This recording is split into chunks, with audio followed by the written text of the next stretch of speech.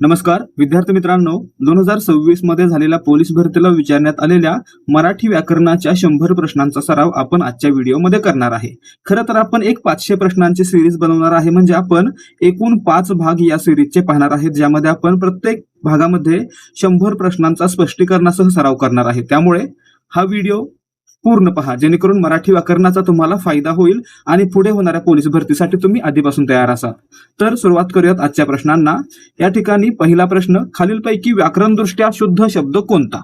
आता एवढा सोपा प्रश्न सुरुवातीलाच का घेतलाय? कारण हा प्रश्न आतापर्यंत सर्वाधिक वेळा विचारला गेलेला आहे. आशीर्वाद हा शब्द कसा लिहायचा लक्षात ठेवायचं.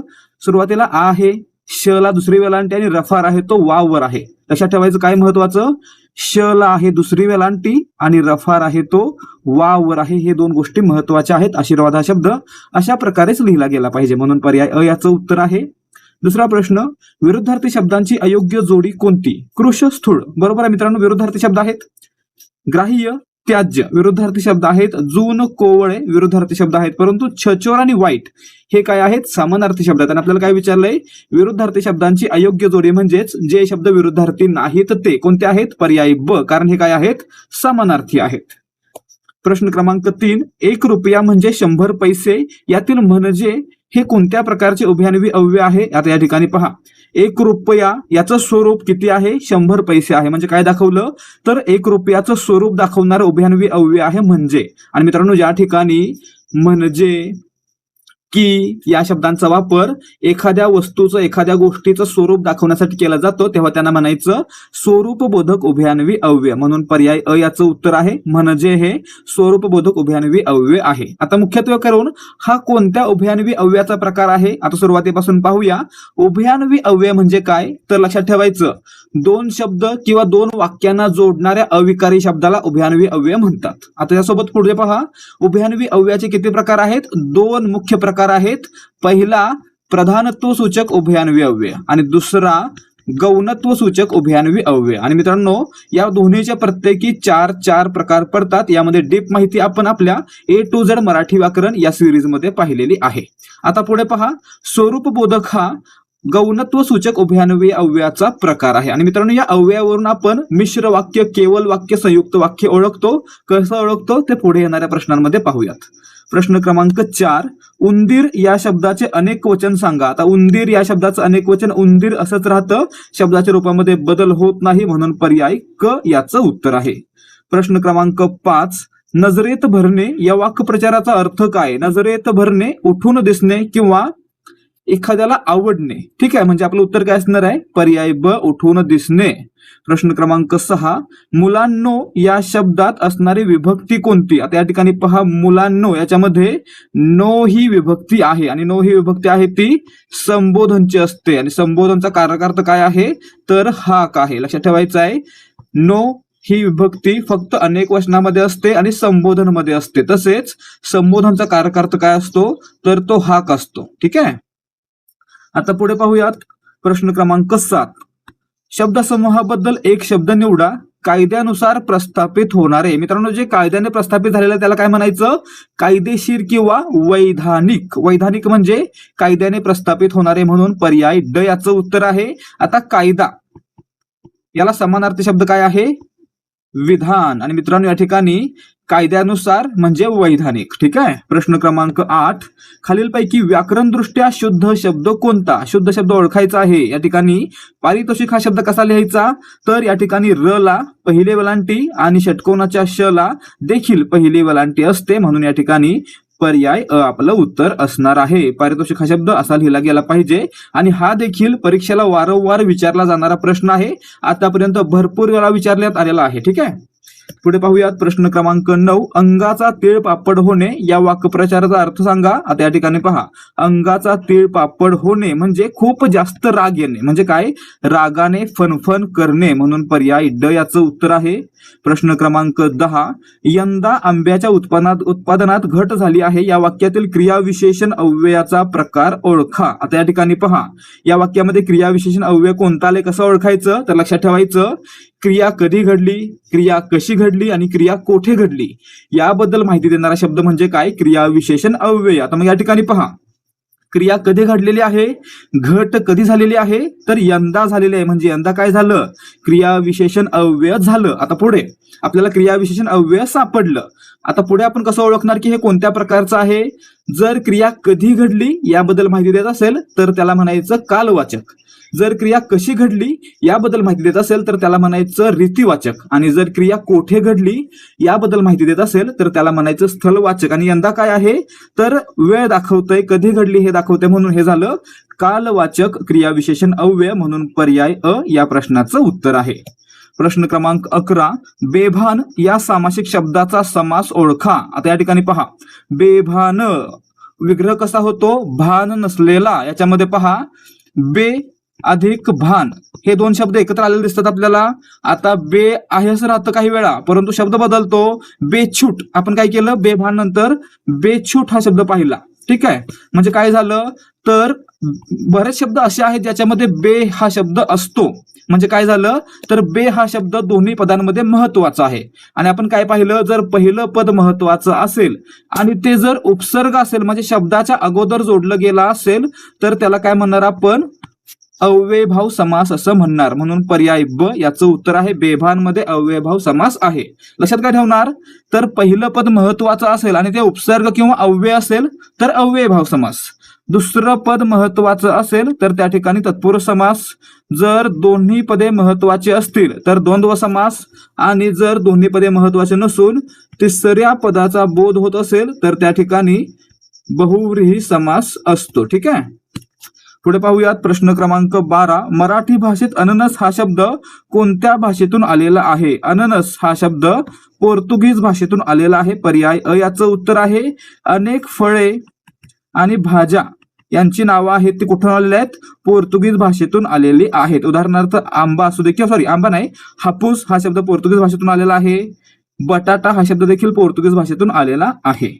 पुढे पाहूयात. प्रश्न क्रमांक 13, यश मिळो की न मिळो आम्ही प्रयत्न करणार या वाक्यातील उभयान्वी अव्ययाचा प्रकार ओळखा. आता या ठिकाणी पहा की हे उभयान्वी अव्यय आलेलं आहे आणि काय दाखवतंय, यश मिळो याला विरुद्धार्थी न मिळो. म्हणजे काय झालं तर दोन्हीपैकी एक पर्याय दाखवतोय, यश मिळो की न मिळो आम्ही प्रयत्न करणार. याच्यामध्ये की हे काय झालं तर विकल्प बोधक उभयान्वी अव्यय म्हणून आलं. म्हणून पर्याय क याचं उत्तर आहे. प्रश्न क्रमांक 14, राजाने राजवाडा बांधला या वाक्यातील प्रयोग ओळखा. आता प्रयोग कसा ओळखायचा, सुरुवातीला त्यामध्ये काय करायला लागतं, सुरुवातीला शोधायचा कर्ता कर्म क्रियापद. कर्ता कर्म क्रियापद. आता महत्वाचं काय आहे, क्रियापद महत्वाचं आहे. ठीक आहे, आता वाक्यामध्ये कर्ता कसा शोधायचा, क्रियापदाला नारा नारी नारे कोण असा प्रश्न विचारला की कर्ता येतो. म्हणजे या ठिकाणी बांधणारा कोण, राजा, म्हणजे राजा कर्ता आला.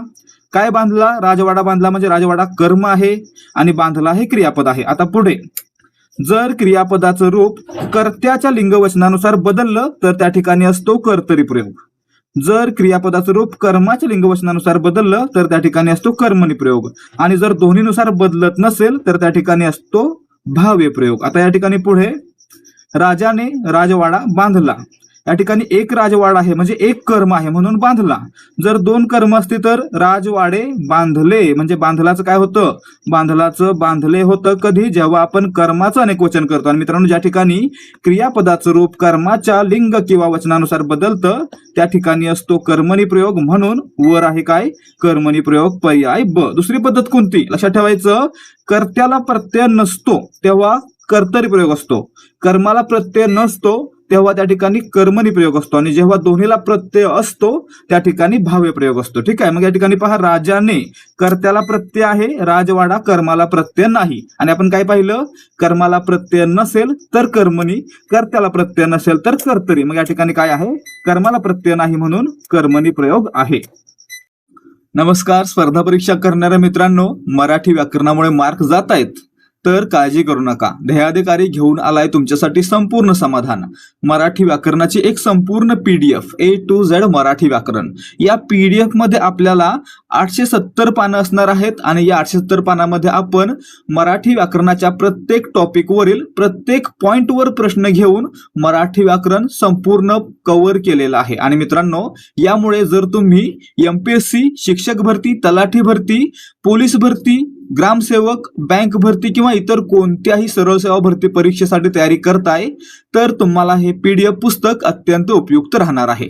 या पुस्तकाची मूळ किंमत आहे 200 रुपये, परंतु आपण या ठिकाणी ऑफर घेऊन आलो आहोत फक्त 50 रुपयांची आणि यासोबतच आपण आणखी देणार आहोत 168 पानांच्या PDF नोट्स आणि 10 मराठी व्याकरणाच्या प्रश्नपत्रिका.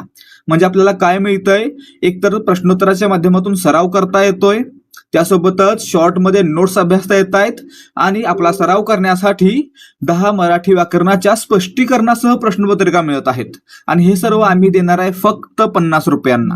त्यामुळे जर तुम्ही यापैकी कोणत्याही परीक्षेसाठी तयारी करताय तर हे पुस्तक आणि या सर्व PDF तुम्हाला अत्यंत उपयुक्त राहणार आहे. त्यामुळे जर तुम्हाला या पुस्तकाचा या PDFचा डेमो पाहायचा आहे तर 75 17 24 91 19 या नंबरवर व्हॉट्सअपवरून किंवा टेलिग्रामवरून डेमो असा मेसेज पाठवा. तुम्हाला या PDFचे सॅम्पल PDF पाहता येईल आणि जर तुम्हाला त्या आवडल्या तर दिलेल्या QR वर मेसेज करून तुम्ही पेमेंट करून फक्त 50 रुपयांमध्ये हे सर्व मिळवू शकता. पुढे पाहूयात प्रश्न क्रमांक 15. मरावे परी कीर्तिरूपी उरावे या वाक्यातील उभयान्वी अव्यय कोणते? उभयान्वी अव्ययाची व्याख्या काय पाहिली आपण? 2 किंवा अधिक शब्द किंवा वाक्यांना जोडणाऱ्या अविकारी शब्दाला काय म्हणायचं? उभयान्वी अव्यय म्हणायचं. मग या ठिकाणी पहा, मरावे कीर्तिरूपी उरावे या दोन्हींना जोडण्याचं काम परी हा शब्द करतोय, म्हणजे परी काय झाला? उभयान्वी अव्यय झाला, म्हणून पर्याय क, परी हे आपलं उत्तर असणार आहे. आता परी हे कोणत्या प्रकारचं उभयान्वी अव्यय आहे? आता उभयान्वी अव्ययाचे किती प्रकार? 2 प्रकार, प्रधानत्व सूचक आणि गौणत्व सूचक. त्यापैकी प्रधानत्व सूचकचे आणखी 4 प्रकार आहेत. त्यापैकी एक आहे न्यूनत्व बोधक उभयान्वी अव्यय आणि मित्रांनो या ठिकाणी परी हे काय आहे? न्यूनत्व बोधक उभयान्वी अव्ययच आहे. ठीक आहे. आता मित्रांनो याची व्याख्या वगैरे आपण सर्व A to Z मराठी व्याकरण सिरीज मध्ये ऑलरेडी पाहिलेलं आहे. ती सिरीज तुम्ही युट्यूबवर फ्रीमध्ये पाहू शकता किंवा आपलं A to Z Marathi व्याकरणाचं PDF पुस्तक खरेदी करू शकता. हे आपण देणार आहोत फक्त 50 रुपयांना, परंतु फक्त 50 रुपयांना एवढंच आपण देत नाही आहोत, तर सोबत काय आहे तर मराठी व्याकरणाच्या नोट्स आहेत आणि 10 प्रश्नपत्रिका आहेत. आता एकूण पाने किती होत आहेत? A to Z मराठी व्याकरणाची एकूण 870 पानांची PDF आहे. नोट्स एकूण 168 पानांच्या आहेत आणि 10 प्रश्नपत्रिका आहेत, त्यांची देखील जवळजवळ 200 पानं होतात. आणि मित्रांनो इतकं सर्व आपण कितीला देतोय? फक्त 50 रुपयांना देतोय. आणि जर तुम्हाला याचा आधी डेमो पाहायचा आहे, तुम्हाला घ्यायची इच्छा असो किंवा नसो, पण फ्री मध्ये डेमो पाहायचा आहे तर काय करायचं? 75 17 24 91 19. पुन्हा एकदा पहा, 75 17 24 91 19 या नंबरवर काय करायचंय? व्हॉट्सअप किंवा टेलिग्राम वरून डेमो असा मेसेज पाठवायचा आहे. तुम्हाला या PDFचा फ्री डेमो पाहता येणार आहे. जर डेमो तुम्हाला आवडला तरच तुम्ही खरेदी करू शकता. आता पुढे पाहूयात, न्यूनत्व बोधक उभयान्वी अव्यय कोणती कोणती आहेत? तर या ठिकाणी परी दिले आपल्याला, त्यासोबतच पण, परंतु हे काय आहेत? न्यूनत्व बोधक उभयान्वी अव्यय आहेत. पुढे जाऊयात. प्रश्न क्रमांक 16. सकाळ होताच महेश मैदानाकडे आला या वाक्याचा प्रकार ओळखा. वाक्याचे प्रकार खाली दिलेले आहेत, पहा कोणते कोणते? केवळ, मिश्र, संयुक्त. आता लक्षात ठेवायचं आहे, मिश्र वाक्य कधी बनतं किंवा संयुक्त वाक्य कधी बनतं. आपण वर काय पाहिलं? उभयान्वी अव्यय, त्याचे 2 प्रकार. जर प्रधानत्व सूचक उभयान्वी अव्ययानं वाक्य जोडलं असेल तर त्या ठिकाणी काय असणार आहे? संयुक्त वाक्य असणार आहे. जर गौणत्व सूचक उभयान्वी अव्ययानं जर वाक्य जोडलं असेल तर त्या ठिकाणी मिश्र वाक्य असणार आहे. परंतु एखाद्या वाक्यामध्ये उभयान्वी अव्यय आलेलं नसेलच तर त्या ठिकाणी असणार आहे केवळ वाक्य. आणि वरील वाक्यामध्ये उभयान्वी अव्यय दिसतंय का आपल्याला? नाही दिसतंय, म्हणजे वरचं काय आहे? केवळ वाक्य आहे, म्हणून पर्याय अ या प्रश्नाचं उत्तर आहे. प्रश्न क्रमांक 17. पाऊस आला तरी सहल जाणारच या वाक्यातील क्रियापदाचा प्रकार कोणता? आता क्रियापदाचा प्रकार ओळखायचा आहे. कसा ओळखणार? वाक्यामध्ये आलेल्या शब्दांवरून. जर वाक्यामध्ये जर, तर, जरी, तरी किंवा अड दर्शवणारा एखादा शब्द आला असेल तर त्याला म्हणायचं संकेतार्थी क्रियापद. मग या ठिकाणी पहा, तरी आलंय म्हणजे काय झालं? संकेतार्थी क्रियापद झालं. पर्याय अ याचं उत्तर आहे. आज्ञार्थ कधी असतो? याच्यामध्ये आज्ञा, विनंती, प्रार्थना, उपदेश किंवा आशीर्वाद असतो, त्या ठिकाणी आज्ञार्थ असतो. स्वार्थ कधी? केवळ काळाचा बोध होतो, त्या ठिकाणी स्वार्थ असतो. आणि विद्यार्थ कधी? शेवटी वा, वी, वे असणारं क्रियापद असतं आणि वाक्यामधून इच्छा, योग्यता, शक्यता यांचा बोध होतो, त्या ठिकाणी विद्यार्थ असतो.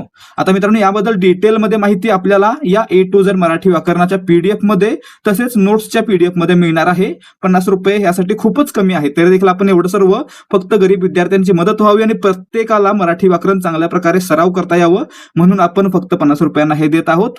एकदा ट्राय करा, डेमो पहा, नाही आवडला तर घेऊ नका, आवडला तर नक्की घ्या. 18वा प्रश्न पहा.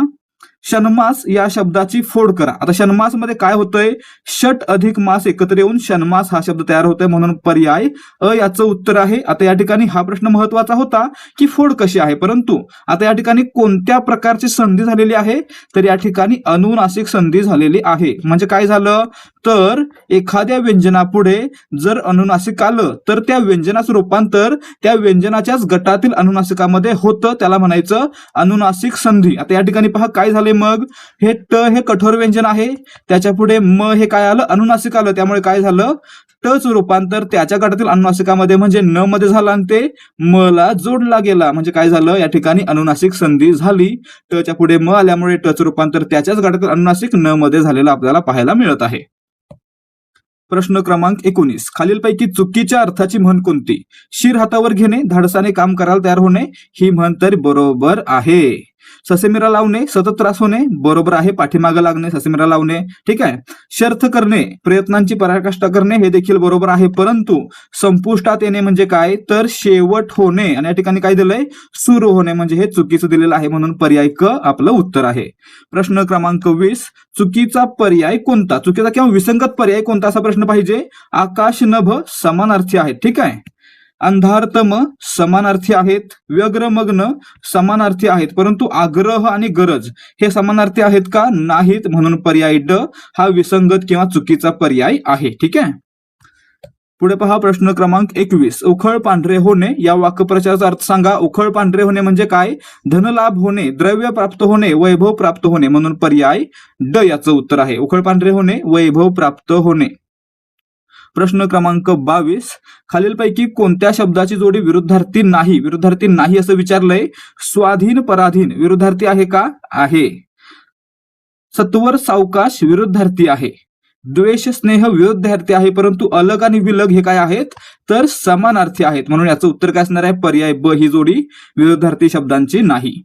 प्रश्न क्रमांक 23. खालीलपैकी कोणता पर्याय हा द्वंद्व समासाचा आहे. आता आपण काय पाहिलं, पहिलं पद महत्वाचं असेल तर अव्ययभाव, दुसरं पद महत्वाचं असेल तर तत्पुरुष, दोन्ही पदे महत्वाची असतील तर द्वंद्व, आणि दोन्ही महत्वाचे नसून तिसऱ्याच पदाचा बोध झाला तर त्या ठिकाणी बहुव्रीही.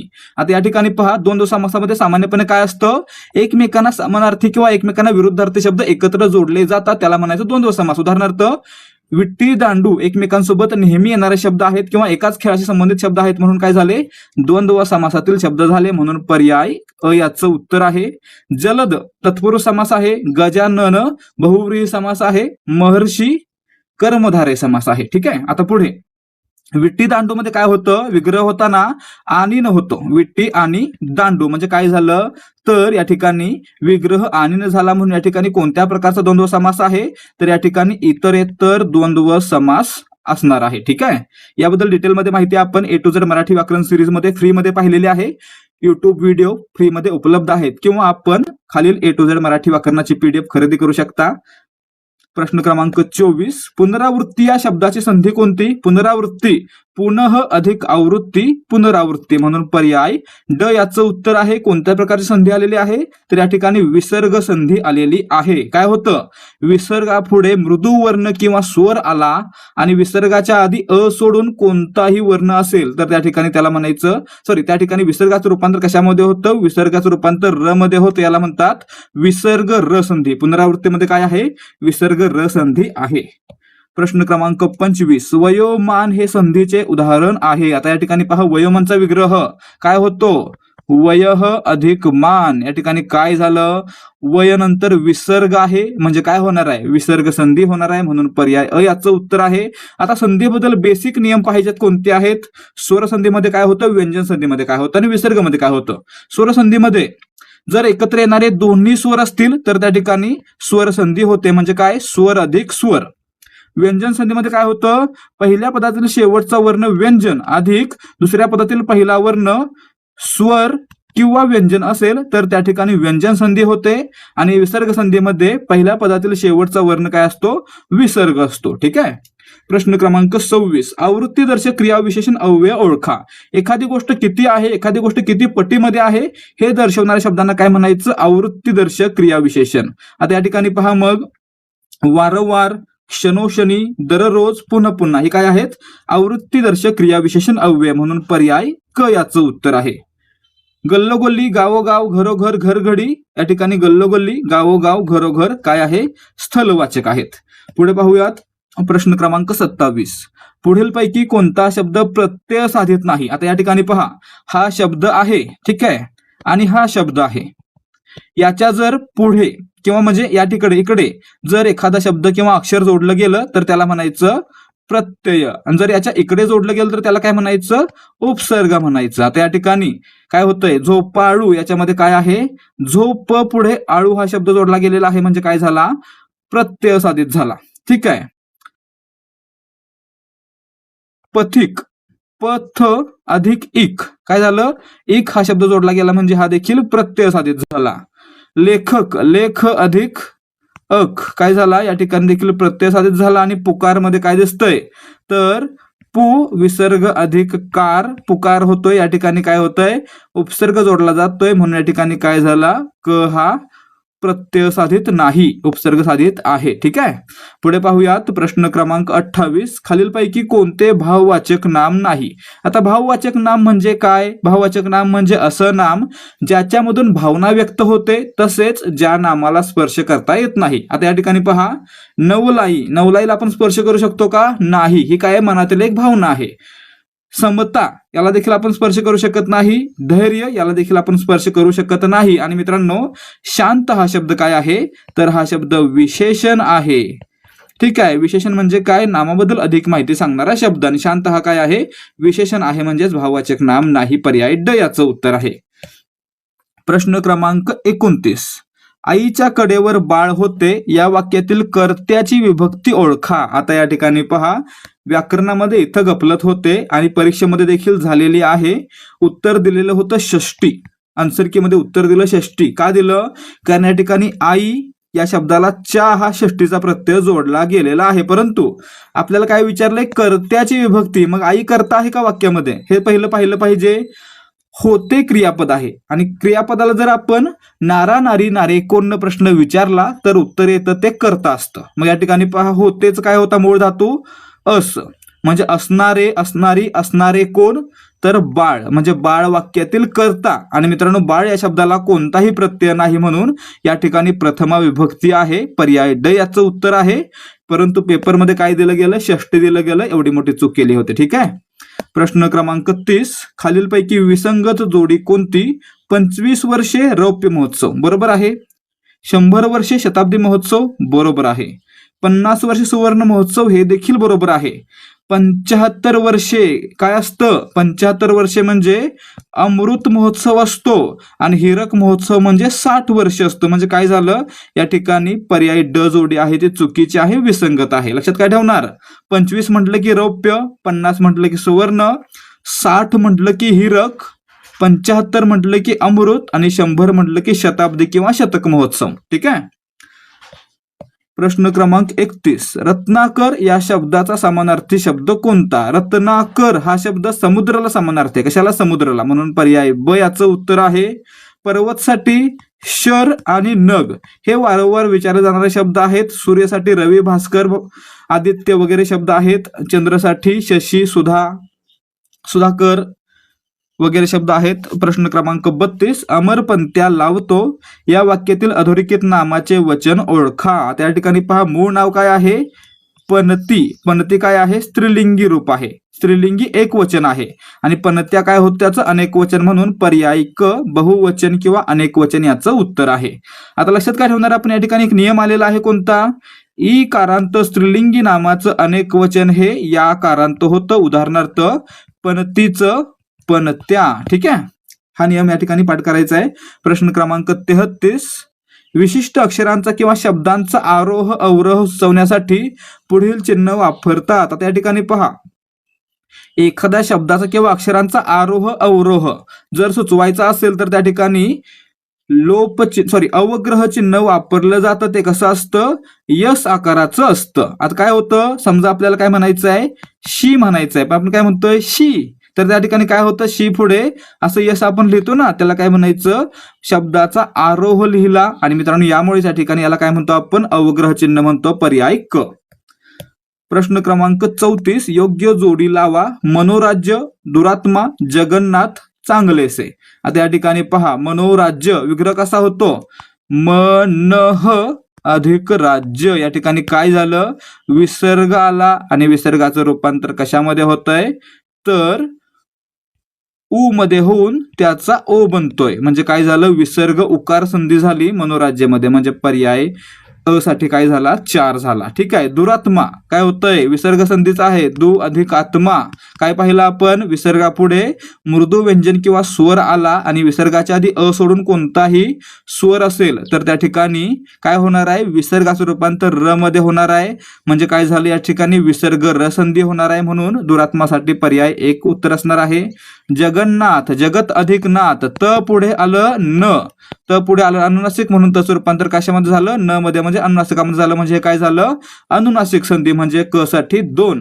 आणि चांगले से, चांगले अधिक असे, चांगले मधील शेवटचा वर्ण ए आहे आणि असे मधील पहिला वर्ण अ आहे. काय होतंय, अ चा लोप पावतोय आणि ए आहे सर राहतोय. म्हणजे काय होतंय, तर पहिलं पद किंवा पूर्वपद आहे सर आता, म्हणून पूर्वरूप संधी. म्हणजे आपलं उत्तर या ठिकाणी काय, ड साठी 3. मग आता उत्तर काय येणार आहे, 4 1 2 3. कुठं आहे 4 1 2 3, पर्याय क मध्ये आहे, म्हणून पर्याय क आपलं उत्तर आहे. आणि पर्याय ब मध्ये देखील आहे, हे खोडून टाका. ठीक आहे. प्रश्न क्रमांक 35, मला 4 मैल चालवते या वाक्यातील क्रियापदाचा प्रकार ओळखा. क्रियापद चालवते. आता या चालवतेचा अर्थ काय, चालण्याची क्षमता माझ्यामध्ये आहे. आणि मित्रांनो ज्या क्रियापदातून कर्त्यामधून क्रिया करण्याचं सामर्थ्य किंवा शक्यता दर्शवलेली असते त्याला म्हणायचं शक्य क्रियापद. आता या ठिकाणी पहा, मला 4 मैल चालवते म्हणजे 4 मैल चालवण्याचं सामर्थ्य माझ्यामध्ये आहे असं या ठिकाणी दर्शवलं असल्यामुळे या ठिकाणी काय असणार आहे, शक्य क्रियापद आहे. पर्याय ब याचं उत्तर आहे. याच्या उलट आई मुलाला चालवते असा जर शब्द असेल तर ते काय होणार आहे, आई मुलाकडून क्रिया करून घेते, म्हणून त्याला प्रयोजक क्रियापद म्हणणार आहे आपण. त्यावर प्रश्न पुढे असणार आहे, ते डिटेलमध्ये पाहूया. प्रश्न क्रमांक 36, विरुद्धार्थी शब्दांची अयोग्य जोडी ओळखा. आता या ठिकाणी अयोग्य जोडी ओळखायची म्हणजे विरुद्धार्थी नसणाऱ्या शब्दांची जोडी ओळखायची आहे. उघड गुप्त विरुद्धार्थी, आगंतुक आमंत्रित विरुद्धार्थी, अनाथ सनाथ विरुद्धार्थी, परंतु काळजी विवंचना काय आहेत, तर समानार्थी आहेत. म्हणून या ठिकाणी काय झालं, आपलं उत्तर पर्याय क. ठीक आहे. या ठिकाणी पर्याय क ही विरुद्धार्थी शब्दांची जोडी नाही. प्रश्न क्रमांक 37, देवा सर्वांना सुखी ठेव या वाक्यातील क्रियापदाचा अर्थ ओळखा. आता वर एकदा आपण पाहिलं होतं, आज्ञार्थ कधी असतो, जेव्हा त्या ठिकाणी आज्ञा, विनंती, प्रार्थना, उपदेश किंवा आशीर्वाद असतो त्या ठिकाणी आज्ञार्थ असतो. मग या ठिकाणी देवा सर्वांना सुखी ठेव ही काय आहे, तर ही प्रार्थना आहे, म्हणून या ठिकाणी काय असणार, आज्ञार्थ असणार. पर्याय ड या प्रश्नाचं उत्तर. स्वार्थ कधी, फक्त काळाचा बोध होतो त्यावेळी त्याला म्हणायचं स्वार्थी क्रियापद किंवा स्वार्थ. ठीक आहे. तसेच संकेतार्थ, एक गोष्ट दुसऱ्या गोष्टीवर अवलंबून आहे असा संकेत दिलेला असतो त्याला संकेतार्थ म्हणायचं. आणि विद्यार्थ शेवटी वा, वी, वे असणारी क्रियापद असतात आणि क्रियापदातून शक्यता, योग्यता, इच्छा यांचा बोध होतो, त्या ठिकाणी विद्यार्थ असतो. आपल्याला काय विचारलंय, देवा सर्वांना सुखी ठेव याच्यामध्ये काय आहे, प्रार्थना आहे, म्हणून आज्ञार्थ. पर्याय ड उत्तर आहे. प्रश्न क्रमांक 38, राजाला दिवाळी काय माहीत ही म्हण कोणत्या अर्थाने वापरली जाते. या ठिकाणी पहा, राजाला दिवाळी काय माहीत. काय माहीत, कारण राजासाठी रोजच दिवाळी असते किंवा राजाच्या वाडाजवाड्यामध्ये नेहमी अशी परिस्थिती असते की बाहेरच्यांना ते दिवाळी वाटावे, म्हणजे राजाला दिवाळीचं नाविन्य वाटणारच नाही. म्हणून या ठिकाणी काय असणार आपलं उत्तर, रोजच्या गोष्टीचे नाविन्य वाटत नाही, म्हणजेच राजाला दिवाळी काय माहीत, म्हणून पर्याय क याचं उत्तर आहे. प्रश्न क्रमांक 39, वाक्यात प्रयोग होताना काही शब्दांच्या लिंग वचन रूपात बदल होतो, त्या बदलास काय म्हणतात. आता वाक्यामध्ये वापरले जाताना काही शब्द लिंग किंवा वचन यामध्ये बदलतात त्याला म्हणायचं विकार होणे. बदल होणे म्हणजे काय, विकार होणे, म्हणून पर्याय अ याचं उत्तर आहे. त्याच्या मूळ रूपाला काय म्हणायचं, मूळ रूपाला प्रकृती म्हणायचं. ठीक आहे. आता आपण काय पाहिलं, विकार होणे. आता यावरून आपण काय ठरवतो, शब्दांच्या जाती किती आहेत, 8 आहेत. त्यापैकी 4 जाती विकारी आहेत आणि 4 जाती अविकारी आहेत. ठीक आहे, लक्षात ठेवायचं आहे. विकारी नाम सर्वनाम विशेषण क्रियापद, अविकारी चारी अव्यय. ठीक आहे. प्रश्न क्रमांक 40, खालीलपैकी कोणता व्यंजनगत औष्ठ वर्गात येतो. आता औष्ठ वर्गात कोणता येतो, तर ज्या वर्णांचा उच्चार करताना आपले ओठ एकमेकांना चिकटतात किंवा ओठांची हालचाल होते त्यांना म्हणायचं औष्ठ वर्ण. मग या ठिकाणी पहा, प चा उच्चार करून पहा, प ओठ चिकटले, फ ओठ चिकटले म्हणजे काय, तर प फ ब भ आणि म हा जो गट आहे प चा तो औष्ठ गटात येतो, कारण यांचा उच्चार करताना आपले ओठ एकमेकांना चिकटतात किंवा ओठांची हालचाल होते, म्हणून पर्याय ब याचं उत्तर आहे. ट ठ ढ ढ न कशामध्ये येतात, तर मूर्धन्यामध्ये येतात. यांचा उच्चार करताना आपली जीभ आपल्या मूर्धेला स्पर्श करते. त थ द ध न या. पुढे पाहूयात प्रश्न क्रमांक 42, शुद्ध शब्द ओळखा. शुद्ध शब्द कोणता आहे, तर या ठिकाणी शिक्षण याच्यामध्ये काय पाहिजे, श ला पहिली वेलांटी पाहिजे, म्हणून हे चुकीचं आहे. क्षत्रिय या ठिकाणी त्र ला पहिली वेलांटी पाहिजे, हे देखील चुकीचं आहे. स्वाभाविक काय पाहिजे, स्वा आणि विक व ला पहिली वेलांटी पाहिजे, स्वाभाविक, म्हणजे हे देखील चुकीच दिलेलं आहे. मग राहिलं काय, सुगरण. सुगरण हा शब्द योग्य दिलेला आहे, म्हणून पर्याय क याचं उत्तर आहे. प्रश्न क्रमांक 43, मनात मांडे खाणे या वाक्प्रचाराचा खालीलपैकी योग्य अर्थ कोणता. मनात मांडे खाणे म्हणजे काय, तर कल्पनेतच एखाद्या गोष्टीचं सुख मिळवणे, म्हणून पर्याय ब याचं उत्तर आहे. प्रश्न क्रमांक 44, महात्मा गांधी सत्याग्रह करू लागले या वाक्यातील विधेय ओळखा. आता विधेय म्हणजे काय, संस्कृतमध्ये क्रियापदाला विधेय किंवा आख्यात असं म्हटलं जातं, आणि आपल्याला काय विचारलंय, विधेय ओळखा म्हणजे काय, क्रियापद ओळखा. त्या ठिकाणी क्रियापद काय आहे, करू लागले, म्हणून पर्याय ड याचं उत्तर आहे. आपल्याला काय ओळखायचं असतं, उद्देश विधेय हे दोन शब्द ओळखण्यासाठी दिले जातात. उद्देश म्हणजे कर्ता आणि विधेय म्हणजे क्रियापद. ठीक आहे. पुढे पाहूयात प्रश्न क्रमांक 45, आम्ही जातो आमच्या गावा हे वाक्य कोणत्या प्रकारात मोडते. आमच्या गावा या वाक्यामध्ये कोणत्याही प्रकारचं उभयान्वयी अव्यय आलंय का, नाही आलेलं, म्हणजे या ठिकाणी हे काय असणार आहे, केवळ वाक्य, म्हणून पर्याय ड या प्रश्नाचं उत्तर आहे. आपण पाहिल्याप्रमाणे जर प्रधानत्व सूचक उभयान्वयी अव्यय असेल तर त्या ठिकाणी काय होणार आहे, संयुक्त वाक्य होणार आहे. जर गौणत्व सूचक उभयान्वयी अव्यय असेल तर त्या ठिकाणी काय होणार आहे, मिश्र वाक्य होणार आहे. अव्यय नसेल तर त्या ठिकाणी केवळ वाक्य.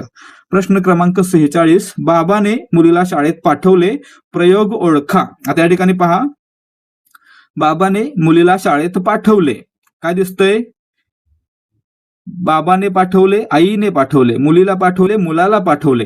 या ठिकाणी कशानुसार देखील क्रियापदाचं रूप बदलत नाही, म्हणून भावे प्रयोग आहे. परंतु जर आपण पाठवलेचं काय केलं, पाठवली केलं, बाबाने मुलीला शाळेत पाठवली, तर काय होईल, बाबाने मुलाला शाळेत पाठवला, म्हणजे काय होतं, या ठिकाणी कर्मानुसार क्रियापदाचं रूप बदलू शकतं. जर आपण क्रियापदामध्ये थोडा बदल केला तर त्यामुळे काय होतं, या ठिकाणी भावे अधिक कर्मणी दोन्ही प्रयोग होऊ शकतात, म्हणून याला आपण काय म्हणणार, कर्म भाव संकर प्रयोग. कर्मणी आणि भावे एकत्र म्हणून कर्मभाव संकर प्रयोग. पुढे पाहूयात प्रश्न क्रमांक 47, लाटणी या अनेकवचनी नामाचे एकवचनी असणारा पर्याय निवडा. आता या ठिकाणी पहा, लाटणी हा शब्द लाटणे या मूळ शब्दापासून बनलाय, म्हणून पर्याय ड याचं उत्तर आहे. आता एक नियम लक्षात ठेवायचा, नपुंसक लिंगी नामाचा काय आहे, तर एकारांत नपुंसक लिंगी नामाचं अनेकवचन हे काय बनतं, ईकारांत बनतं. लाटणेचं लाटणी झालं. प्रश्न क्रमांक 48, खालीलपैकी नपुंसक लिंगी शब्द ओळखा. आता नपुंसक लिंगी शब्द कसा ओळखायचा, आपल्याला जर दर्शक सर्वनाम माहित असतील तर त्यावरून आपण ओळखू शकतो. जर आपण तो म्हटलं तर पुल्लिंग, ती म्हटलं तर स्त्रीलिंग आणि ते म्हटलं तर नपुंसक लिंग. मग या ठिकाणी पहा, भिंत, ती भिंत स्त्रीलिंग झालं, दगड, तो दगड पुल्लिंग झालं, ती नदी स्त्रीलिंग झालं आणि ते वासरू म्हणजे वासरू काय झालं, नपुंसक लिंग झालं, म्हणून पर्याय अ याचं उत्तर आहे. प्रश्न क्रमांक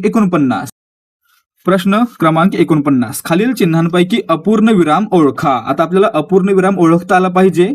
या ठिकाणी पर्याय ड मध्ये अपूर्ण विराम दिलेला आहे, म्हणजे काय, एकाखाली एक, दोन टिंब, म्हणून याचं उत्तर पर्याय ड असणार आहे. आता याचा उपयोग कधी होतो, तर वाक्याच्या शेवटी जर एखादा तपशील द्यायचा असेल किंवा यादी द्यायची असेल तर त्या ठिकाणी याचा वापर केला जातो. त्यासोबतच हे काय आहे, उद्गारवाचक, हे काय आहे, अर्धविराम आणि हे प्रश्नचिन्ह. ठीक आहे. प्रश्न क्रमांक 50, जन्मखोड हा सामासिक शब्द कोणत्या समासाचे उदाहरण आहे? आता या ठिकाणी पहा, जन्मखोड याच्यामध्ये जन्म आणि खोड हे दोन शब्द एकत्र आलेले आहेत. आणि मित्रांनो, खोड हा शब्द काय आहे तर मुख्य आहे, प्रधान आहे. आणि मित्रांनो, आपण काय पाहिलं, जर दुसरा शब्द महत्वाचा असेल, प्रधान असेल, मुख्य असेल, तर त्या ठिकाणी असतो तत्पुरुष समास. परंतु आता या ठिकाणी कोणत्या प्रकारचा आहे ते आपल्याला कसं ओळखता येईल? विग्रह केल्यावर ओळखता येईल. विग्रह कसा होतो? जन्मखोड बरोबर जन्मापासून खोड. आणि मित्रांनो, पासून मध्ये काय दिसते आपल्याला? ऊन दिसते ना, ऊन हून ज्या ठिकाणी असेल त्याला म्हणायचं पंचमी. म्हणजे काय झालं या ठिकाणी? हा पंचमी तत्पुरुष झाला. पर्याय अ याचं उत्तर आहे. जर ने, ई, शी, ही यांना जोडला असता तर तृतीय झाला असता. चा, ची, चे, च्या यांनी जोडला असता तर त्या ठिकाणी षष्टी झाला असता. आणि सलाते सलनातेने जोडला असता तर चतुर्थी झाला असता. ठीक आहे. प्रश्न क्रमांक 51, राम शाळेत जातो या वाक्याचा कर्ता कोण? आता राम शाळेत जातो वाक्यामध्ये एकच कर्ता आहे, जो क्रिया करतोय राम, म्हणून पर्याय अ याचं उत्तर आहे. आता आपण ओळखायचं कसं आहे? हे जातो हे क्रियापद आहे, याचा मूळ धातू कोणता? जाणे. आणि मित्रांनो, याला जर आपण नारा नारी नारे कोण असा प्रश्न विचारला तर उत्तर काय येतं? करता येतं. म्हणजे काय? जाणारा कोण? राम, म्हणून या ठिकाणी राम हा करता. प्रश्न क्रमांक 52, ती सुंदर आहे. येथे सुंदर हा शब्द कोणता प्रकार आहे? आता या ठिकाणी पहा, ती सुंदर आहे. सुंदर हा शब्द ती या नामाबद्दल अधिक माहिती सांगतोय, म्हणून तो विशेषण म्हणून काम करतोय. पर्याय क याचं उत्तर आहे. आता विशेषणाची व्याख्या पहा, नामाबद्दल अधिक माहिती सांगून नामाची व्याप्ती मर्यादित करणाऱ्या विकारी शब्दाला विशेषण असे म्हणतात. म्हणजे काय? तर एखादा शब्द नामामधील गुण, रंग, आकार वगैरे दाखवत असेल तर त्याला म्हणायचं विशेषण. आता पुढे प्रश्न क्रमांक 53, खालीलपैकी क्रियाविशेषण कोणते? आता क्रियाविशेषण कोणते? क्रियाविशेषण म्हणजे काय? क्रियापदाला कधी, कुठे, कसानं प्रश्न विचारल्यावर जर उत्तर आलं तर ते असतं क्रियाविशेषण. किंवा वाक्यातील क्रिया कधी घडते, कुठे घडते, कशी घडते याबद्दल माहिती देणारा शब्द आला असेल तर त्याला म्हणायचं क्रियाविशेषण. मग या ठिकाणी पहा, तो पडला, कसा पडला? हळू पडला. म्हणजे हळू काय झालं? क्रिया कशी घडली याबद्दल माहिती देते, म्हणून हा झाला क्रियाविशेषण, म्हणून पर्याय अ याचं उत्तर आहे. झाड हे एक सामान्य नाम आहे, मुलगा देखील सामान्य नाम आहे, आणि पाणी देखील सामान्य नाम आहे. किंवा पाणी हे काय आहे? पदार्थवाचक नाम आहे. ठीक आहे. प्रश्न क्रमांक 54, खालीलपैकी भाववाचक नाम कोणते? आपण पाहिलं भाववाचक नाम म्हणजे काय? असं नाम ज्याच्यातून एक प्रकारची भावना व्यक्त होते आणि त्याला स्पर्श करता येत नाही. मग या ठिकाणी पहा, आनंद हा शब्द आहे तो कसा आहे? आपण एखाद्या आनंद नावाच्या व्यक्तीला स्पर्श करू शकतो, परंतु एखाद्याच्या मनातील आनंदाला आपण स्पर्श करू शकतो का? नाही करू शकत. म्हणजे आनंद काय झालं? भाववाचक नाम झालं. ही एक मनातील भावना आहे, म्हणून पर्याय अ याचं उत्तर आहे. परंतु याचा वापर विशेष नाम म्हणून देखील केला जातो. मुलगा सामान्य नाम, नदी सामान्य नाम, फळ सामान्य नाम. ठीक आहे. प्रश्न क्रमांक 55, राम गेला आणि श्याम आला हे वाक्य कोणते? आता या ठिकाणी पहा, राम गेला एक वाक्य आहे, श्याम आला दुसरं वाक्य आहे, आणि दोन्ही वाक्यांना आणि या उभयान्वी अव्ययानं जोडलेलं आहे. आणि लक्षात ठेवायचं, आणि हे कोणत्या प्रकारचं उभयान्वी अव्यय आहे? समुच्चय बोधक आहे. आणि समुच्चय बोधक उभयान्वी अव्यय आहे तो प्रधानत्व सूचक उभयान्वी अव्ययाचा प्रकार आहे. आणि मित्रांनो, ज्या ठिकाणी प्रधानत्व सूचक उभयान्वी अव्ययानं वाक्य जोडली असतील त्या ठिकाणी नेहमी संयुक्त वाक्य असतं, म्हणून वरील वाक्य हे संयुक्त वाक्य आहे. पर्याय ब याचं उत्तर. प्रश्न क्रमांक 56, खालीलपैकी अव्यय शब्द कोणता? या ठिकाणी पण हे न्यूनत्व बोधक उभयान्वी अव्यय दिलेला आहे, म्हणून पर्याय अ आपलं उत्तर असणार आहे. प्रश्न क्रमांक 57, खालीलपैकी उपसर्गयुक्त शब्द कोणता? उपसर्ग म्हणजे काय आपण पाहिलं. आता या ठिकाणी शब्द आहे, या ठिकाणी देखील शब्द आहे. शब्दाच्या पुढे म्हणजे इकडे जोडला गेला तर त्याला प्रत्यय म्हणायचं, आणि इकडे जोडला गेला तर त्याला उपसर्ग म्हणायचं. ठीक आहे. मग या ठिकाणी पहा, मान हा शब्द आहे, त्याच्या इकडे काय जोडलाय? अप हा शब्द जोडलाय, म्हणजे काय झाला? उपसर्ग जोडला गेला, म्हणून हा शब्द काय आहे? उपसर्गयुक्त, म्हणून पर्याय अ याचं उत्तर आहे. प्रश्न क्रमांक 58, खालीलपैकी संख्यावाचक विशेषण कोणते? आता मित्रांनो, संख्यावाचक विशेषण कोणतं असतं? तर संख्या दर्शवणारं, म्हणजे काय? एखाद्या गोष्टीचं प्रमाण, संख्या किंवा संख्या दर्शवली जात असेल तर त्याला म्हणायचं संख्यावाचक विशेषण. उदाहरणार्थ 2 काय आहे? संख्यावाचक विशेषण. पर्याय अ याचं उत्तर आहे. कोणत्या प्रकारचं आहे? गणनावाचक संख्या विशेषण आहे तो. हे काय आहे? दर्शक सर्वनाम आहे किंवा सार्वनामिक विशेषण असं आपण म्हणू शकतो. मोठा हे गुणविशेषण आहे, आणि घर हे काय आहे? सामान्य नाम आहे. ठीक आहे. प्रश्न क्रमांक 59. खालीलपैकी तत्सम शब्द कोणता? आता मित्रांनो, तत्सम तद्भव आपल्याला ओळखता आले पाहिजे. तत्सम म्हणजे काय, तद्भव म्हणजे काय, आधी पहा. समजा संस्कृत मधून मराठीमध्ये शब्द येत आहे, जर तो आहे असा आला तर त्याला काय म्हणणार, तत्सम म्हणणार. आणि जर त्याच्या रूपामध्ये बदल होऊन आला तर त्याला तद्भव म्हणणार. म्हणजे या ठिकाणी पहा, सूर्य हा शब्द संस्कृत मधून आहे असा मराठीत येतो म्हणून याला काय म्हणायचं, तत्सम शब्द म्हणायचं. म्हणून पर्याय अ याचं उत्तर आहे. प्रश्न क्रमांक 60. जसे कराल तसे भराल हे वाक्य कोणते आहे? आता या ठिकाणी पहा, आपण आता उभयनिवी अव्ययाचा वापर पाहिलेला आहे, परंतु लक्षात ठेवायचं, जर, जर, तर, जरी, तरी, जसे, तसे, जो, तो, जेव्हा, तेव्हा अशी जोडीने येणारी उभयनिवी अव्यय जर वाक्यामध्ये आली असतील तर त्या ठिकाणी 100% मिश्र वाक्य असतं. म्हणून या ठिकाणी आपलं उत्तर आहे पर्याय क. जोडीने येणारी उभयनिवी अव्यय जर, तर, जरी, तरी, जेव्हा, तेव्हा, जसे, तसे, जो, तो हे काय आहेत, जोडीने येणारी उभयनिवी अव्यय आहेत आणि त्याने तयार होणारं वाक्य काय असतं, मिश्र वाक्य असतं.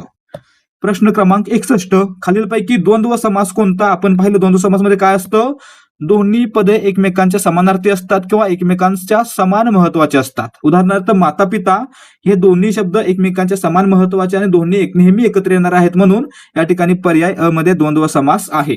देवालय, देवाचे आलय या ठिकाणी काय झाला, तत्पुरुष समास. राजपुत्र, राजाचा पुत्र, तत्पुरुष समास. ग्रामपंचायत, ग्रामाची पंचायत किंवा गावची पंचायत, म्हणून या ठिकाणी देखील तत्पुरुष समास. म्हणजे ब, क, ड तत्पुरुष आहेत आणि माता पिता द्वंद्व समास आहे. आता माता पिताचा विग्रह कसा होतो, माता आणि पिता. विग्रह आणीने झाला तर काय असतं, विग्रह जर आणीने जोडून झाला तर उत्तर काय येणार, द्वंद्व समासाचा कोणता प्रकार येणार, इतरेतर द्वंद्व समास असणार. ठीक आहे. प्रश्न क्रमांक 62. खालीलपैकी सर्वनामाचे उदाहरण कोणते? आता सर्वात पहिल्यांदा काय पाहिलं पाहिजे, सर्वनामाची व्याख्या काय ते पाहिलं पाहिजे. काय व्याख्या आहे, वाक्यामध्ये नामाचा पुनर्वापर टाळण्यासाठी नामाऐवजी वापरला जाणारा विकारी शब्द म्हणजे सर्वनाम. मग आता या ठिकाणी पहा, एखादं उदाहरण पाहूया. आपण काय म्हणूया, अक्षय खेळत होता आणि अक्षय खेळताना पडला. हे काय झालं, आपण अक्षय या नामाचा 2 वेळा वापर केला, परंतु आपण काय म्हणूया, त्याचा पुनर्वापर टाळण्यासाठी काय करणार आपण, अक्षय खेळत होता आणि तो खेळताना पडला. म्हणजे काय झालं, अक्षय नामाचा पुनर्वापर टाळण्यासाठी आपण तो या शब्दाचा वापर केला, म्हणून तो काय झालं, सर्वनाम. अशा प्रकारे मित्रांनो सर्वनामाचे काही प्रकार आहेत. मग आता मी काय म्हणेन, मी आणि अक्षय म्हणेन. त्यावेळी मित्रांनो पुन्हा पुन्हा मी आणि अक्षय म्हणत बसू का, मी नाही म्हणणार, कारण पुढच्या वेळी काय म्हणेन मी, आम्ही म्हणेन. म्हणजे काय झालं आम्ही हे या वाक्यातील सर्वनाम झालं. म्हणून पर्याय अ याचं उत्तर आहे. आणि हे कोणत्या प्रकारचं सर्वनाम आहे, हे आहे प्रथम पुरुषवाचक सर्वनाम. कोणत्या प्रकारचं, प्रथम पुरुषवाचक सर्वनाम. प्रश्न क्रमांक 63. विद्यार्थ्यांनी अभ्यास केला येथे क्रियापदाचा प्रकार ओळखा. आता या ठिकाणी केला क्रियापद आहे, अभ्यास कर्म आहे, विद्यार्थ्यांनी करता आहेत. आता या ठिकाणी पहा, वाक्यामध्ये जर कर्म आलं असेल तर त्याला म्हणायचं सकर्मक. ठीक आहे. कर्म नसेल तर त्याला म्हणायचं अकर्मक, आणि जर 2 कर्म असतील तर त्याला द्विकर्मक म्हणायचं. मग या ठिकाणी पहा, विद्यार्थ्यांनी अभ्यास केला या वाक्यामध्ये अभ्यास हे कर्म आहे, म्हणून हे वाक्य कोणत्या प्रकारचं क्रियापद, कोणत्या प्रकारचं, सकर्मक. म्हणून पर्याय अ याचं उत्तर आहे. प्रश्न क्रमांक 64. जर तू अभ्यास केलास तर तू पास होशील हे कोणते वाक्य आहे? आता या ठिकाणी आपण काय पाहतोय, तर हे उभयनिवी अव्यय वापरलेलं आहे सोबत. या ठिकाणी जर हे देखील आहे आणि आपण काय पाहिलं, जर, तर, जरी, तरी, जेव्हा, तेव्हा, जो, तो, जसा, तसा यासारखे जर जोडीने येणारे उभयनिवी अव्यय वाक्यामध्ये आले असतील तर ते वाक्य 100% मिश्र वाक्य असतं आणि या ठिकाणी मिश्र वाक्यच आहे, म्हणून पर्याय ब आपलं उत्तर आहे. प्रश्न क्रमांक 65. खालीलपैकी अव्यय शब्द ओळखा. अव्यय कोणतं आहे ते ओळखायचं आहे. घर हे काय आहे, नाम आहे. धावणे ही क्रिया आहे किंवा क्रियावाचक नाम आहे. सुंदर विशेषण आहे. आणि मित्रांनो परंतु हे काय आहे, तर अव्यय आहे. कोणत्या प्रकारचं, उभयनिवी अव्यय, म्हणून याचं उत्तर पर्याय ब असणार आहे. पुढे पाहूयात प्रश्न क्रमांक 66. मला पुस्तक आवडते येथे मला हा कोणत्या विभक्तीचा प्रत्यय आहे? आता या ठिकाणी पहा, मला याच्यामध्ये मी या नामाला ला हा प्रत्यय जोडला गेलेला आहे आणि मित्रांनो ला प्रत्यय कशाचा आहे, एकतर द्वितीयाचा आणि दुसरा चतुर्थीचा. आणि या ठिकाणी फक्त चतुर्थी दिलंय म्हणून पर्याय ड आपलं उत्तर आहे. परंतु आपल्याला काय लक्षात ठेवायचं आहे, स ला ते आणि स ला नाते हे प्रत्यय आहेत ते द्वितीय आणि चतुर्थीचे आहेत. आणि हे कसं ओळखायचं द्वितीयाचा की चतुर्थीचा ते आपण आपल्या A to Z मराठी व्याकरण सिरीजमध्ये पाहिलेलं आहे, किंवा आपल्या A to Z मराठी व्याकरणाच्या PDF संचामध्ये आपल्याला याचा पूर्ण डिटेलमध्ये सराव करता येणार आहे. हे आपल्याला कशामध्ये मिळणार आहे तर PDF फॉर्मॅटमध्ये मिळणार आहे. PDF फॉर्मॅटमध्ये 870 पानांची A to Z मराठी व्याकरण PDF, 168 पानांच्या नोट्स आणि जवळजवळ 200 पानांच्या 10 प्रश्नपत्रिका आपल्याला यामध्ये फ्रीमध्ये मिळणार आहेत. आणि मित्रांनो हे सर्व फक्त मिळतंय 50 रुपयांना, आणि तरी देखील याचा डेमो आपण फ्रीमध्ये ठेवलेला आहे. तो डेमो आपल्याला 75 17 24 91 19 या नंबरवर व्हॉट्सअप किंवा टेलिग्राम वरून मेसेज केल्यावर पाहता येईल. आणि मित्रांनो हे नक्कीच तुमच्यासाठी अत्यंत उपयुक्त राहणार आहे, कारण यामधून आपण मराठीच्या प्रत्येक टॉपिकचा सराव डिटेलमध्ये आणि प्रत्येक पॉईंट टू पॉईंट केलेला आहे. त्यामुळे तुम्हाला हे अत्यंत उपयुक्त पडणारच आहे. विचार करा, खरेदी करा, नाही वाटलं तर खरेदी करू नका. पुढे पहा प्रश्न क्रमांक 67. नियमित व्यायाम करा हे कोणते वाक्य आहे? आपण काय पाहिलं? आज्ञा, विनंती, उपदेश, प्रार्थना, उपदेश, आशीर्वाद असेल तर काय त्या ठिकाणी आज्ञार्थ असतो. नियमित व्यायाम करा काय आहे? उपदेश आहे किंवा आज्ञा आहे, तर या ठिकाणी याला काय म्हणणार आपण? आज्ञार्थी म्हणणार, म्हणून पर्याय ड याचं उत्तर आहे. पुढे पहा, मी जात आहे येथे कोणता काळ आहे? मी जात आहे. आता लक्षात ठेवायचं, क्रियापदाच्या शेवटी जर त अधिक आहे असं दिलं असेल तर याचा अर्थ काय असतो? याची क्रिया वर्तमान काळामध्ये सुरू आहे, म्हणजे काय? चालू आहे. याला काय म्हणणार आपण? चालू किंवा अपूर्ण वर्तमान काळ. ठीक आहे, त अधिक आहे, चालू किंवा अपूर्ण वर्तमान काळ. ठीक आहे, म्हणून याचं उत्तर पर्याय अ असणार आहे. या ठिकाणी चालू म्हणतील किंवा अपूर्ण म्हणतील. साधा कधी असेल? साधा तर या ठिकाणी काय होईल? नुसतं आहे असेल. ठीक आहे, किंवा नुसतं जातो असेल. मी जातो या ठिकाणी काय झालं? साधा वर्तमान काळ. मी गेलो आहे या ठिकाणी पूर्ण वर्तमान काळ, आणि मी जात आहे अपूर्ण वर्तमान काळ. ठीक आहे. प्रश्न क्रमांक 69. जेवण आईकडून बनवले जाते येथे प्रयोग कोणता आहे? आता या ठिकाणी पहा, ज्या ठिकाणी वाक्यामध्ये इंग्रजीतील पॅसिव्ह वॉइस सारखी रचना असेल आणि त्या वाक्यातील कर्त्याला कडून हा प्रत्यय जोडला गेला असेल तर त्याला म्हणायचं नवीन कर्मणी प्रयोग. हा कर्मणी प्रयोगाचा उपप्रकार आहे, म्हणून पर्याय ब कर्मणी आपलं उत्तर असणार आहे. परंतु लक्षात ठेवायचं, डिटेलमध्ये विचारतील तर काय असेल? कर्मणीचे प्रकार आहेत नवीन कर्मणी किंवा कर्म कर्तरी. हे एकच आहेत, फक्त नावं वेगळी आहेत. नवीन कर्मणीलाच कर्मकर्तरी म्हणतात. आणि याच्यामध्ये काय होतं तर वाक्याची रचना इंग्रजीतील पॅसिव्ह वॉइस सारखी असते आणि कर्त्याला कडून हा प्रत्यय लागलेला असतो. या ठिकाणी कडून प्रत्यय लागलाय म्हणून काय आहे? नवीन कर्मणी किंवा कर्मकर्तरी प्रयोग आहे. ते पर्यायामध्ये दिलेलं नाही म्हणून त्याचा मूळ प्रकार कर्मणी हे आपलं उत्तर आहे. प्रश्न क्रमांक 70. खालीलपैकी जातीवाचक नाम कोणते? आता जातीवाचक नाम कोणते ते आपल्याला सांगता आलं पाहिजे. जातीवाचक नाम म्हणजे काय? असं नाम ज्याच्यातून एका विशिष्ट समुदायाचा बोध होतोय त्याला म्हणायचं जातीवाचक नाम. उदाहरणार्थ सामान्य नाम. सामान्य नाम काय आहे? सामान्य नाम कोणाला देतात तर एकाच गुणधर्मावरून देतात. म्हणजे काय? मुलगा, मुलगी हे सामान्य नाम आहेत, गुणधर्मावरून दिलेले. यालाच काय म्हणायचं? जातीवाचक नाम म्हणायचं. मग या ठिकाणी पहा, आनंद भाववाचक नाम आहे, विशेष नाम आहे. राम विशेष नाम आहे. प्रामाणिकपणा भाववाचक नाम आहे. परंतु नदी हे काय आहे? सामान्य, म्हणजे काय झालं? जातीवाचक नाम झालं, म्हणून पर्याय ब आपलं उत्तर आहे.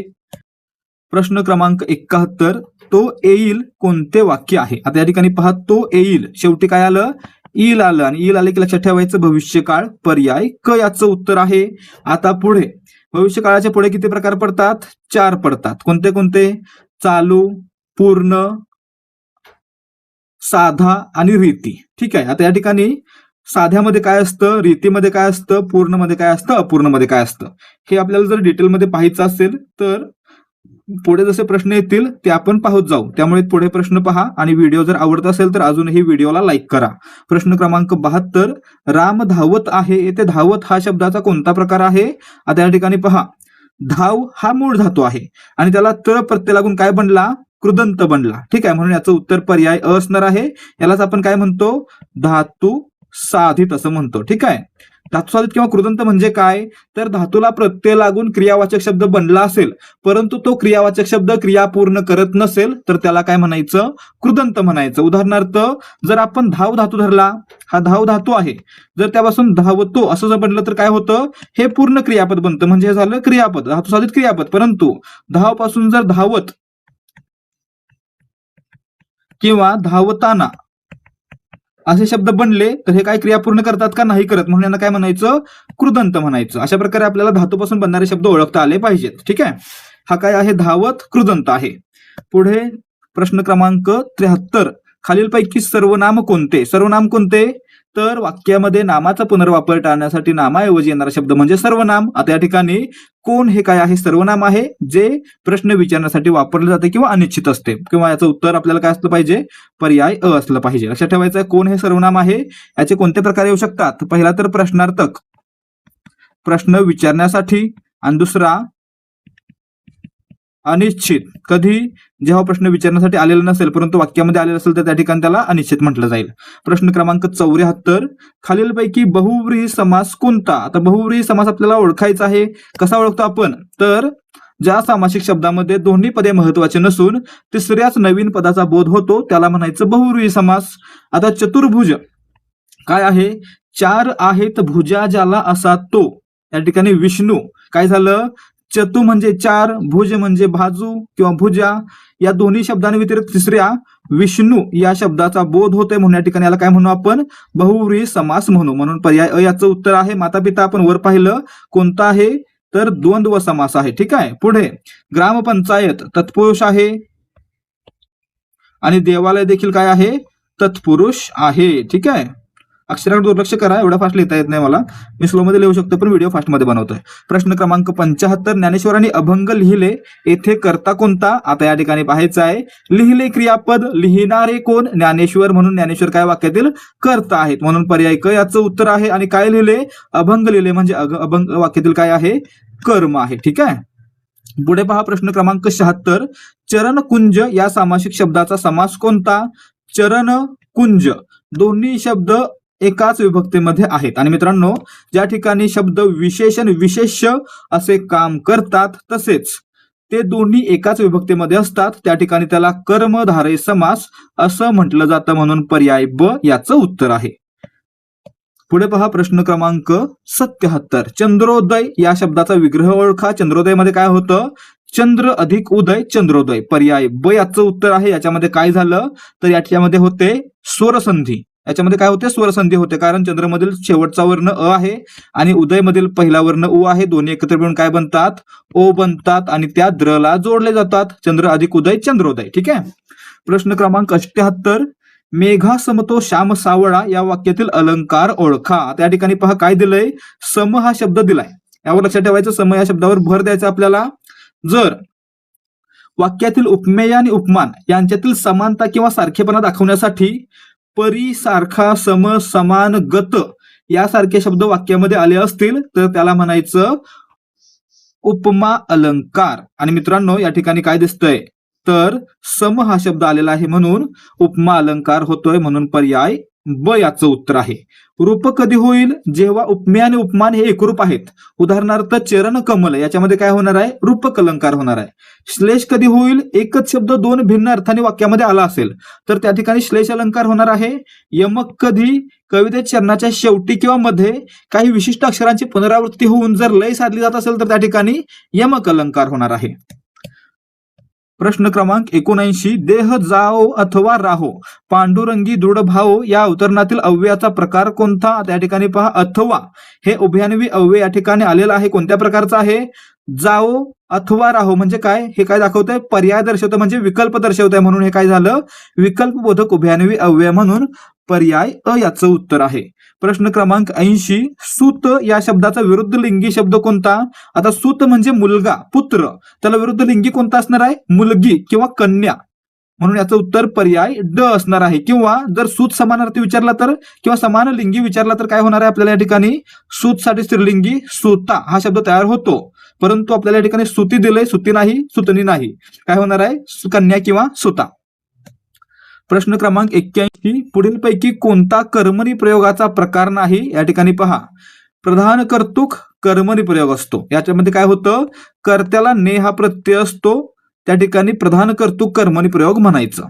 ठीक आहे, शक्य याच्यामध्ये काय होतं, तर या ठिकाणी कर्त्यामध्ये क्रिया करण्याचं सामर्थ्य दाखवणारा शक्य क्रियापद या ठिकाणी आलेलं असतं, त्या ठिकाणी शक्य कर्मणी प्रयोग. समापन वाक्यामधील क्रिया समाप्त झालेली असते, त्या ठिकाणी समापन कर्मणी, म्हणून या ठिकाणी हे तिन्ही काय आहेत, कर्मणी प्रयोगाचे प्रकार आहेत, परंतु सकर्मक, आता सकर्मक कधी असणार आहे, जेव्हा वाक्यामध्ये कर्म असणार आहे तेव्हा सकर्मक असणार आहे. परंतु कर्मणी प्रयोगामध्ये अट काय आहे, याच्यामध्ये कर्म असतंच, म्हणजे या ठिकाणी याच्यामध्ये सकर्मक किंवा अकर्मक असे प्रकार पडणार आहेत का, नाही पडणार आहेत, म्हणून या ठिकाणी सकर्मक हा कर्मणी प्रयोगाचा उपप्रकार नाही. ठीक आहे. प्रश्न क्रमांक 82, साधू संत येती घरा तोची दिवाळी दसरा, या पंक्तीतील कारकार्थ ओळखा. आता या ठिकाणी पहा, साधू संत येती घरा तोची दिवाळी दसरा, याच्यामध्ये काय दिसतंय, घरा हा शब्द आहे आणि घरा हा शब्द काय दाखवतोय, तर स्थळ दाखवतोय. आणि मित्रांनो, स्थळ किंवा वेळ दाखवणारा शब्द जर वाक्यामध्ये आला असेल तर त्याला म्हणायचं अधिकरण. काय म्हणायचं, अधिकरण. म्हणून याचं उत्तर काय असणार आहे, पर्याय अ, स्थळ किंवा वेळ अधिकरण. क्रिया करण्याचं साधन दाखवलं असेल तर, साधन दाखवलं असेल तर त्या ठिकाणी करण. ठीक आहे. दान केलं असेल, दिलं असेल तर त्याला संप्रदान. आणि जर दूर गेला असेल तर त्याला काय म्हणायचं, आपदान. ठीक आहे. पुढे पहा, प्रश्न क्रमांक 83, त थ द ध न ल ही व्यंजने टिंबटिंब आहेत. तचा उच्चार करताना काय होतं, आपली जीभ आपल्या दातांना स्पर्श करते, म्हणून त्यांना आपण काय म्हणतो, दंत्य म्हणतो. म्हणजे आपलं उत्तर काय असणार आहे, त थ द ध न हा काय आहे, दंत्य वर्णांचा गट आहे, म्हणून पर्याय क याचं उत्तर. मूर्धन्यामध्ये काय येतं, ट चा गट, ट ठ ड ढ न हे काय मूर्धन्य. औष्ठ्य प चा गट, कंठ्य क चा गट. प्रश्न क्रमांक 84, जे चकाकते ते सोने नसते, हे वाक्य खालीलपैकी कोणत्या प्रकारचे आहे, जे ते, जर तर, जरी तरी, जेव्हा तेव्हा, जसे तसे यासारखे जोडीने येणारे शब्द आले असतील तर ते वाक्य कोणत्या प्रकारचं, मिश्र वाक्य, म्हणून पर्याय अ याचं उत्तर आहे. प्रश्न क्रमांक 85, उंबराचे फूल या अलंकारिक शब्दाचा योग्य अर्थ निवडा. उंबराचे फूल म्हणजे काय, दुर्मिळ किंवा क्वचित भेटणारी वस्तू. म्हणजे आपलं उत्तर काय असणार आहे, क्वचित घडणारी गोष्ट किंवा क्वचित भेटणारी व्यक्ती, याला आपण काय म्हणणार, उंबराचे फूल म्हणणार, म्हणून पर्याय ब याचं उत्तर आहे. प्रश्न क्रमांक 86, शुद्ध शब्द ओळखा.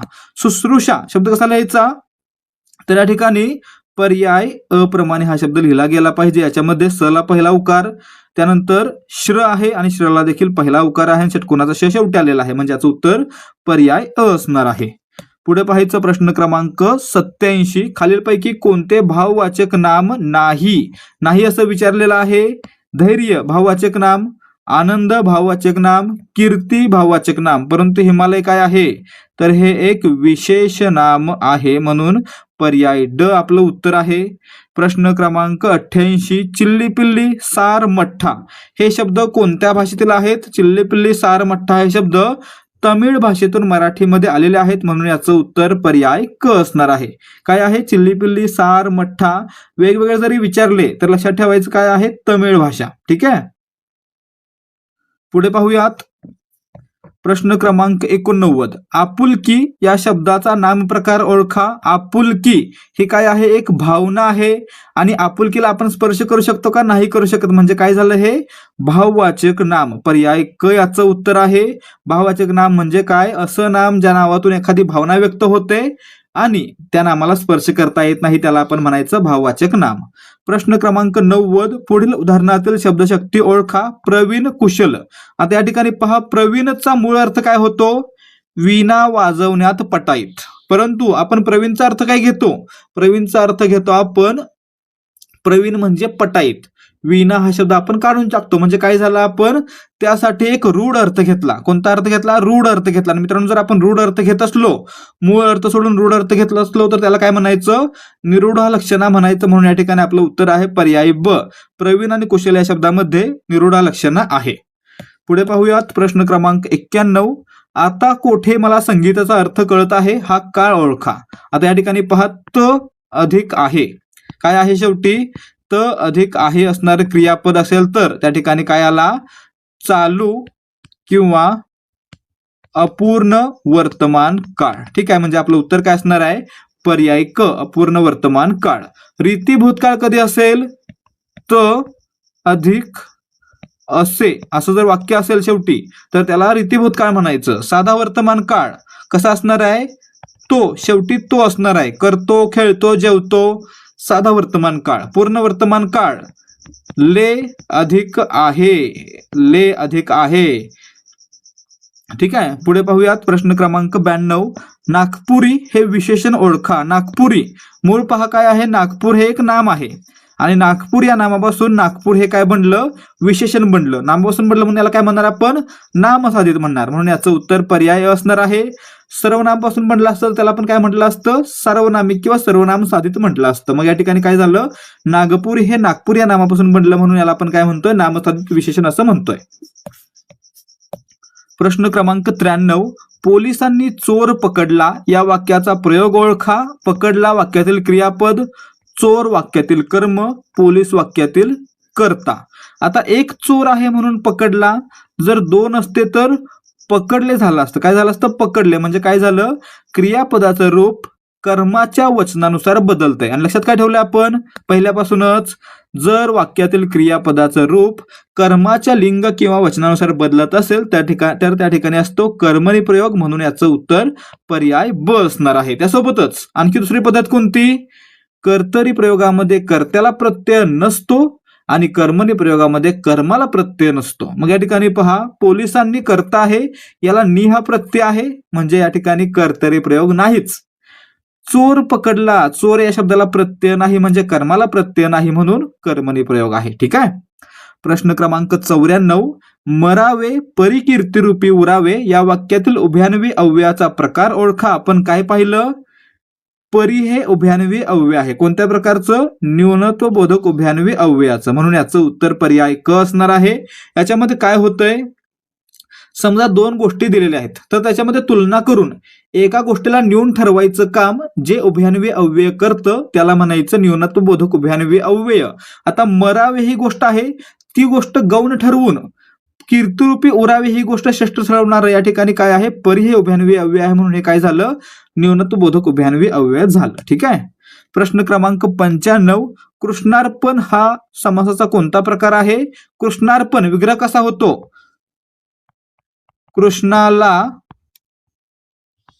अर्पण. काय झालं, या ठिकाणी ला प्रत्यय जोडला गेला. ला प्रत्यय कशाचा आहे, चतुर्थीचा आणि द्वितीयचा आहे. आणि या ठिकाणी काय दिलंय, चतुर्थी दिलंय म्हणून या ठिकाणी चतुर्थी तत्पुरुष म्हणजे पर्याय ब याचं उत्तर आहे. अर्पण म्हणजे काय, देणे, दान करणे, समर्पण करणे. याला काय म्हणणार आपण, संप्रदान म्हणणार. आणि संप्रदान म्हटलं की चतुर्थी फिक्स आहे. ठीक आहे. प्रश्न क्रमांक 96. चंदनाचे हात पाये ही चंदन तुका म्हणे तैसा सज्जनापासून पाहता अवगुण मिळेची ना. वरील काव्यपंक्तीतील भाषेचा अलंकार ओळखा. आता एका विधान केलं तुकाराम महाराजांनी कोणतं, सज्जनापासून पाहता अवगुण मिळेची ना म्हणजे काय, सज्जनाकडे कोणताही अवगुण नसतोच असं विधान तुकोबाराय करतात. परंतु विधान करताना काय होतं, पुढे ते विधान स्पष्ट करण्यासाठी किंवा ते अधिक मजबूत करण्यासाठी ते काय करतात, एक दाखला देत आहेत. कोणता दाखला देत आहेत, चंदनाचे हात पाये ही चंदन तुका म्हणे तैसा. म्हणजे काय झालं, सज्जनाच्या ठिकाणी कोणतेही अवगुण नसतात हे विधान सिद्ध करण्यासाठी संत तुकोबाराय काय करतायत, एक दाखला देत आहेत. आणि लक्षात ठेवायचं, ज्या ठिकाणी एखादं विधान देऊन ते सत्य करण्यासाठी किंवा दाखवण्यासाठी एखादा दाखला दिला जातो, एखादं उदाहरण दिलं जातं, त्या ठिकाणी काय असतो, दृष्टांत अलंकार असतो. मग या ठिकाणी काय झालं, वर दृष्टांत अलंकार आहे म्हणून पर्याय ड याचं उत्तर आहे. व्याख्या काय याची, तर एखादं विधान, एखादी गोष्ट, एखादं तत्व स्पष्ट करण्यासाठी किंवा सिद्ध करण्यासाठी त्याचा दाखला किंवा उदाहरण दिलं जातं त्याला दृष्टांत अलंकार म्हणतात. ठीक आहे. उपमा कधी आपण वर पाहिला, जर वाक्यामध्ये उपमे आणि उपमान यांच्यातील समानता सारखेपणा दाखवण्यासाठी परी सारखा समसमान गत या शब्दांचा वापर झाला असेल तर त्याला काय म्हणतो आपण, उपमा अलंकार म्हणतो.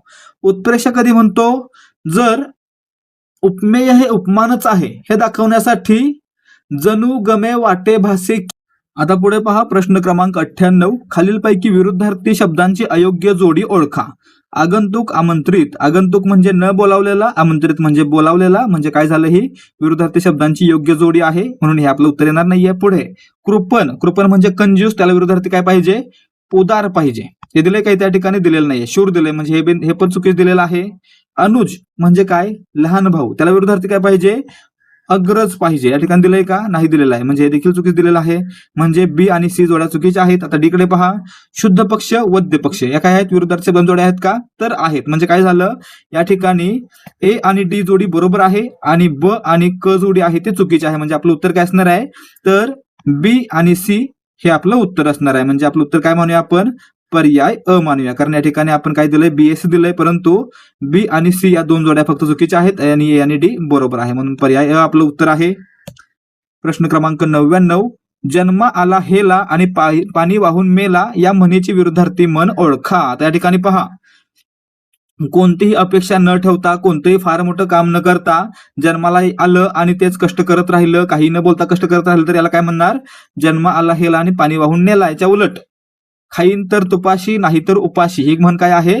तर या ठिकाणी ही त्याच्या विरुद्धार्थी म्हण आहे. म्हणून याचं उत्तर पर्याय ब असणार आहे. ठीक आहे. आता पुन्हा एकदा पहा, जन्म आला हेला आणि पाणी वाहून मेला याचा अर्थ काय? की कोणतीही महत्वाकांक्षा न ठेवता रट्टा आणि कष्टाचं जीवन जगून मरण पावणे. ठीक आहे. किंवा त्याला विरुद्धार्थी काय असणार आहे? मग मला एखादी गोष्ट पाहिजे, त्या गोष्टीची महत्वाकांक्षा मनात ठेवून त्यासाठी हट्ट करणे म्हणजे याच्या विरुद्धार्थी म्हण. ठीक आहे. म्हणून जेवीन तर तुपाशी काय आहे? वरील म्हणीच्या विरुद्धार्थी आहे. आणि प्रश्न क्रमांक 100, बाजारातून मी लाल लाल टोमॅटो आणले, यातील लाल लाल या शब्दाचा प्रकार ओळखा. त्या ठिकाणी पहा, अभ्यस्त शब्द हा एक प्रकार आहे. अभ्यस्त शब्द, ठीक आहे. अभ्यस्त म्हणजे काय? तर शब्दांची पुनरावृत्ती होऊन नवीन शब्द तयार होणे. आता याचे पण 3 प्रकार पडतात. कोणते? पहिला पूर्णाभ्यस्त, दुसरा अंशाभ्यस्त आणि तिसरा अनुकरण वाचक. परंतु आपल्याला काय विचारलंय? वर विचारलंय. लाल लाल काय आहे? शब्दांची पुनरावृत्ती होऊन बनतंय, म्हणून या ठिकाणी हा झाला अभ्यस्त. म्हणून पर्याय क याचं उत्तर आहे. आता पुढे याचे प्रकार पण आपण लागलीच पाहूयात. याचे प्रकार कोणते कोणते आहेत? तर पहिला प्रकार अंशाभ्यस्त, ज्याच्यामध्ये काय होतं? समजा लाल लाल आहे, तर या ठिकाणी लाल नंतर दुसरा जर ला बदलला तर त्याला काय म्हणणार? अंशाभ्यस्त म्हणणार. ठीक आहे. परंतु लाल लाल हा शब्द पूर्णपणे ह्याचा रिपीट झाला, लाल लाल पूर्ण रिपीट झाला, तर त्याला पूर्णाभ्यस्त म्हणणार. परंतु जर ला बदलला किंवा त्याच्यातील एखादा अक्षर बदललं तर त्याला काय म्हणणार? अंशाभ्यस्त म्हणणार. ठीक आहे. त्यासोबतच जर अशा प्रकारे पूर्णाभ्यस्त शब्द असेल आणि तो आवाज किंवा ध्वनी व्यक्त करत असेल तर त्याला काय म्हणणार? अनुकरण वाचक. नमस्कार, स्पर्धा परीक्षा करणाऱ्या मित्रांनो, मराठी व्याकरणामुळे मार्क जात आहेत तर काळजी करू नका. ध्येयाधिकारी घेऊन आलाय तुमच्यासाठी संपूर्ण समाधान. मराठी व्याकरणाची एक संपूर्ण PDF A to Z Marathi व्याकरण. या पीडीएफ मध्ये आपल्याला 870 पानं असणार आहेत आणि या 870 पानामध्ये आपण मराठी व्याकरणाच्या प्रत्येक टॉपिक वरील प्रत्येक पॉइंट वर प्रश्न घेऊन मराठी व्याकरण संपूर्ण कव्हर केलेलं आहे. आणि मित्रांनो, यामुळे जर तुम्ही एमपीएससी, शिक्षक भरती, तलाठी भरती, पोलीस भरती, ग्रामसेवक, बँक भरती किंवा इतर कोणत्याही सरळ सेवा भरती परीक्षेसाठी तयारी करताय तर तुम्हाला हे पीडीएफ पुस्तक अत्यंत उपयुक्त राहणार आहे. या पुस्तकाची मूळ किंमत आहे 200 रुपये, परंतु आपण या ठिकाणी ऑफर घेऊन आलो आहोत फक्त 50 रुपयांची. आणि यासोबतच आपण आणखी देणार आहोत 168 पानांच्या पीडीएफ नोट्स आणि 10 मराठी व्याकरणाच्या प्रश्नपत्रिका. म्हणजे आपल्याला काय मिळतंय?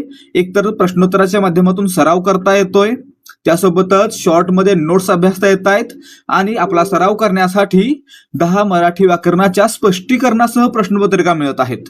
आणि हे सर्व आम्ही देणार आहे फक्त 50 रुपयांना.